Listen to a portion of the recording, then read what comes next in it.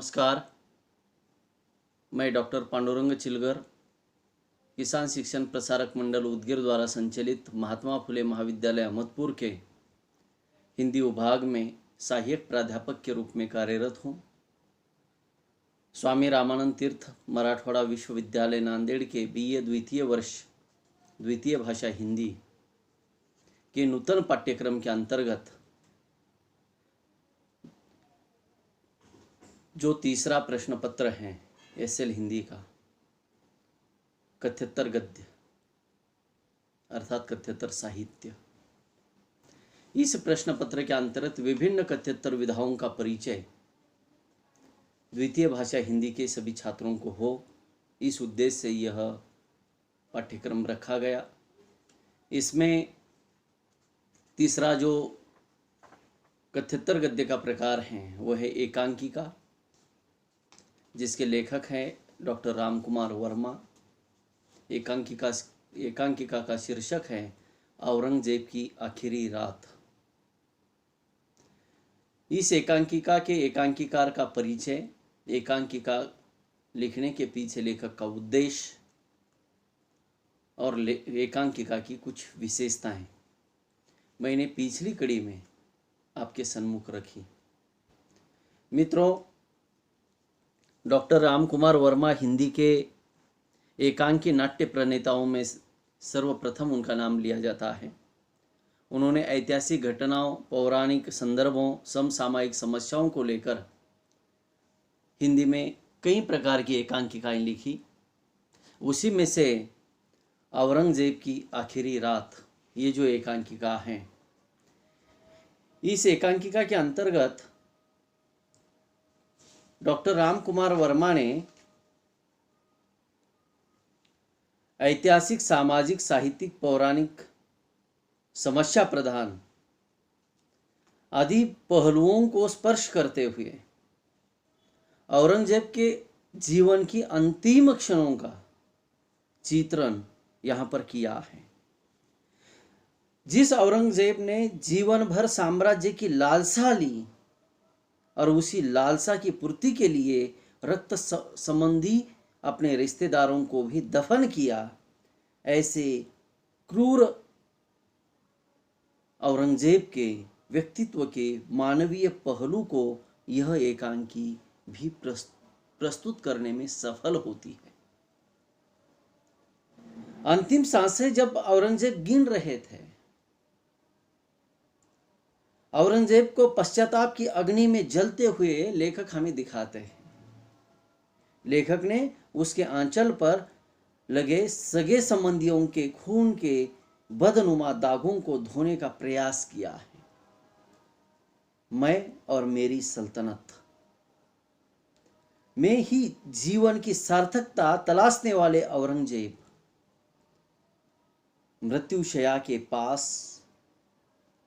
मृत्युशया पर जब वह लेटे हुए थे, अंतिम सांसें ले रहे थे, तब उनके पास सिवाय पुत्री के कोई भी मौजूद नहीं था। भारत जैसे विशाल साम्राज्य का सम्राट, और अंतिम घड़ी में केवल उनकी पुत्री जिन्नत उनिसा बेगम केवल मात्र उनके पास थी। तो देखिए मित्रों, वह अकेले ही इस दुनिया के रुखसत हो रहा। इसके कारणों का एहसास तो उन्हें हो चुका है, पर पश्चाताप का समय नहीं है उनके पास।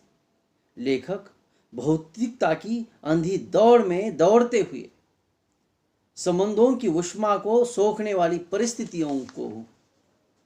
परिस्थितियों का निर्माण करते मानव को अंत समय में एकाकीपन, शून्यता, निरर्थकता का बोध की पीड़ा झेलते हुए मात्र पश्चाताप की अनुभूति मन में लिए संसार से विदा हो जाने के स्थान पर समय रहते अपनी सांसारिक जो भी तृष्णाएं हैं उस पर लगाम लगाकर मानवीय संबंधों या मूल्यों को तरहीज देने की अपनी दृष्टि को बड़ी साफगोई के साथ देश के युवा पीढ़ी के समक्ष लेखक रखना चाहते हैं। विशेषकर युवा वर्ग ये भूल जाता है कि हम भी एक दिन मरने वाले हैं। जैसे जैसे मनुष्य जड़ होने लगता है, जर्जर होने लगता है, वैसे वैसे उस मनुष्य को अपने मृत्यु की याद सताने लगती है। और ये मृत्यु ये अंतिम सत्य है जीवन का। चाहे देश का सम्राट हो, राजा हो या रंक हो, सबको एक न एक दिन मृत्यु का स्वागत करना ही है। लेकिन उस समय हमें पश्चाताप करना न पड़े अंतिम क्षणों में। इसलिए जीवन भर इंसानियत के मूल्यों के साथ, तत्वों के साथ यदि हम जीवन जिएंगे तो मृत्यु भी सहज हमें प्राप्त होती है। नहीं तो पश्चाताप में प्राप्त होने वाली मृत्यु अत्यंत दुखदायी होती है। उसका औरंगजेब की आखिरी रात का संदर्भ लेते हुए लेखक हमें समझाते हैं। मित्रों, पिछली कड़ी में मैंने लेखक का समग्र व्यक्तित्व एवं कृतित्व आपके सम्मुख रखा, इस एकांकिका की भूमिका आपके सामने रखी। अब लेखक ने जो इस एकांकिका के माध्यम से औरंगजेब के जीवन में जो भी उन्होंने किया, जो भोगा, उसको याद करते हुए वे किस प्रकार से पश्चाताप करते हैं औरंगजेब, इसका चित्रण डॉक्टर रामकुमार वर्मा इस रूप में करते हैं। मित्रों देखिए, इस एकांकिका के अंतर्गत मुख्य 3 पात्र हैं। आलमगीर अर्थात औरंगजेब, मुगल सम्राट। दूसरा पात्र है उनकी पुत्री जिन्नत उन्निसा बेगम। एक सिपाही है जिसका नाम है करीम। और कुछ पात्रों के नाम भी यहां पर आते हैं, जो है हकीम और कातिब। एकांकिका है या नाटक है तो उसका समय, स्थान, पात्र, उनकी वेशभूषा आदि देश काल वातावरण पर निर्भर होती है।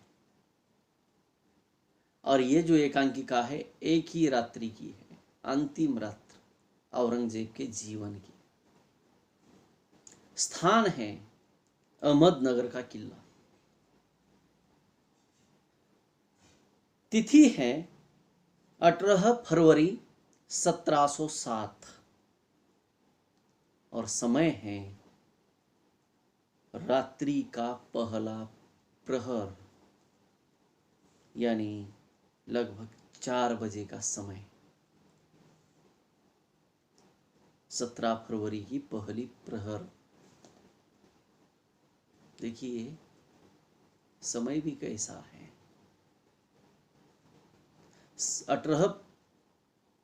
18 फरवरी इस तिथि के दिन औरंगजेब अहमदनगर के उस किले में अपने जीवन की अंतिम सांसें ले रहे थे, मानो कि मृत्यु शैया पर ही थे। जो औरंगजेब जिनका डर समस्त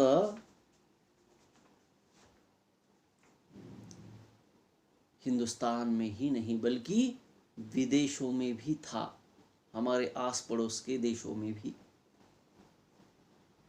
आलमगीर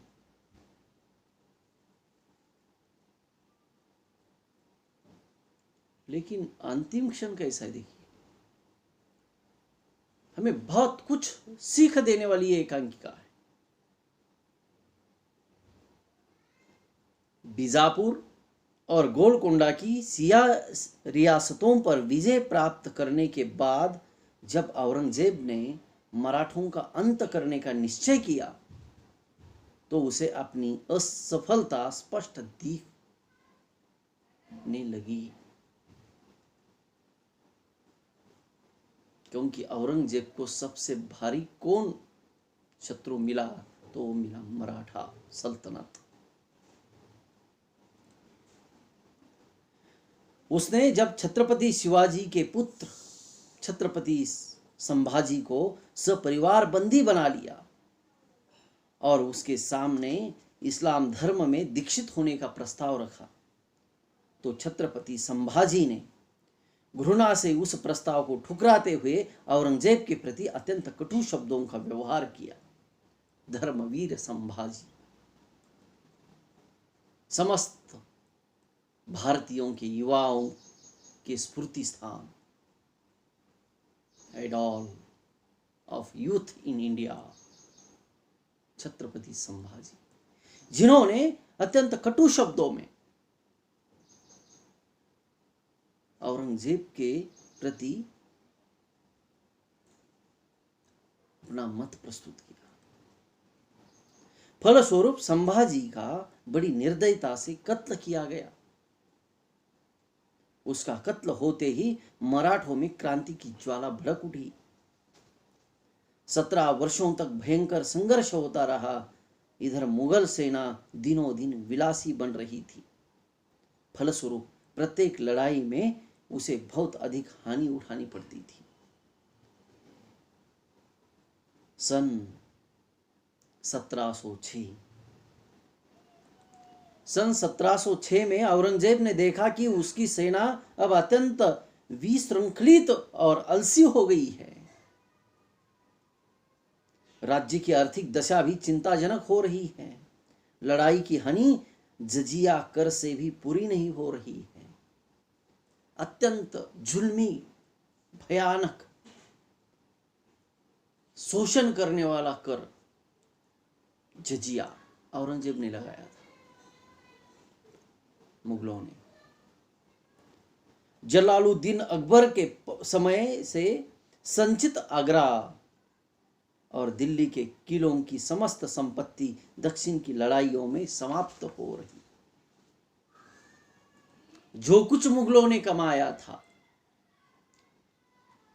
वह महाराष्ट्र प्रांत में आकर उन्होंने सब कुछ गंवा दिया। महाराष्ट्र के जो मराठा है, मराठा यानी समस्त मराठी भाषिक, उनके सामने औरंगजेब की सल्तनत डगमगने लगी। 3 महीनों से सिपाहियों और सिपह सालारों का वेतन नहीं दिया गया। राज्य की इस दुरावस्था के साथ वह अब वृद्ध हो गया है। बिना तनख्वाह सिपाही और सिपह सालार ईमानदार कैसे रहेंगे? पहले जैसी शक्ति अब उसके शरीर में नहीं रही। उसका विजय स्वप्न निराशा में तिरोहित हो चला है। उसकी चिंताएं उसे चैन नहीं लेने देती। अंत में हताश होकर वह औरंगजेब अहमदनगर लौट आया है। इस समय वह अहमदनगर के किले में बीमार पड़ा हुआ है। उसका शरीर टूट चुका है। उसे ज्वर और खांसी है। इस समय उसकी अवस्था 90 वर्ष की है। एक साधारण से पलंग पर लेटा हुआ है। सिरहाने सफेद रेशम का तकिया है। उसके दोनों बाजुओं में जरी की हल्की पट्टियां हैं। वह एक सफेद रेशम की चादर कमर तक ओढ़े हुए हैं। दुबला पतला शरीर। औरंगजेब का जब प्रौढ़ावस्था का जब वर्णन आपने सुना होगा इतिहास द्वारा, तो आप आश्चर्यचकित हुए होंगे। औरंगाबाद में जो बीबी का मकबरा है, वहां पर भी कुछ उनके जो साधन हैं खाने पीने के, वो जब आप देखोगे तो आपको पता चलेगा कि औरंगजेब कितना खाता था, उसकी देह यष्टि कैसी थी। लेकिन अब दुबला पतला सा शरीर, कटी छटी सफेद दाढ़ी, नाक लंबी किंतु वृद्धावस्था के कारण कुछ झुकी हुई। वह सफेद लंबा कुर्ता पहने हुए हैं जो रेशमी तनी से दाहिने कंधे पर कसा हुआ है। गले में मोतियों की एक बड़ी माला पड़ी हुई है जिसके मध्य में एक बड़ा नीलम जड़ा है। हाथ में तस्बीह है। आलमगीर की मुख मुद्रा अत्यंत मलिन और पश्चाताप से परिपूर्ण है, क्योंकि आप उसके सामने कुछ भी नहीं है पश्चाताप के सिवा। उसकी दाहिनी ओर एक सुसज्जित पीठिका पर उसकी पुत्री जिन्नत उन्निसा बेगम बैठी हुई है। उसकी आयु 40 वर्ष के लगभग है। देखने में सौम्य और आकर्षक।